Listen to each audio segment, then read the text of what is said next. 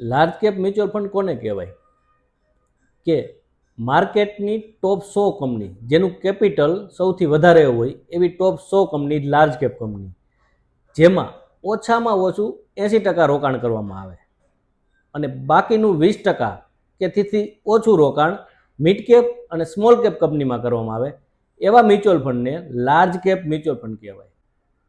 વળતર અને જોખમની દ્રષ્ટિએ લાર્જ કેપ કંપનીઓ સામાન્ય રીતે સતત વિકાસ ધરાવતી કંપનીઓ હોય છે, જેનું માર્કેટ કેપિટલ વધારે હોવાથી મોટા કદની કંપનીને કારણે તેમાં સ્થિરતા જોવા મળે છે.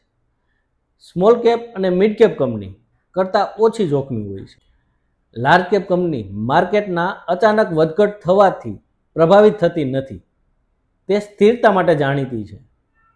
એટલા માટે સ્થિરતા ઈચ્છતા લોકો માટે લાર્જ કેપ મ્યુચ્યુઅલ ફંડમાં રોકાણ કરવું બેસ્ટ છે. સમયગાળો જ્યારે તમારી પાસે મિનિમમ 5 થી 7 વર્ષનો સમયગાળો હોય તો તમે large cap mutual fund select કરી શકો છો. જે લોકો 5 થી 7 વર્ષની એફડી કરતા હોય તેવા લોકો માટે આ બેસ્ટ ફંડ છે. લાર્જ કેપ ફંડ એફડી કરતાં 5% કે તેથી વધુ રિટર્ન આપી શકે છે.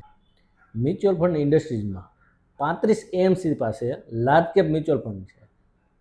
લાર્જ કેપ મ્યુચ્યુઅલ ફંડને બ્લુ ચિપ ફંડ પણ કહેવામાં આવે છે. તો આવી જ માહિતી માટે અમારી યુટ્યુબ ચેનલ પટેલ ફાઇનાન્શિયલ સર્વિસને લાઇક કરો, શેર કરો, સબસ્ક્રાઇબ કરો.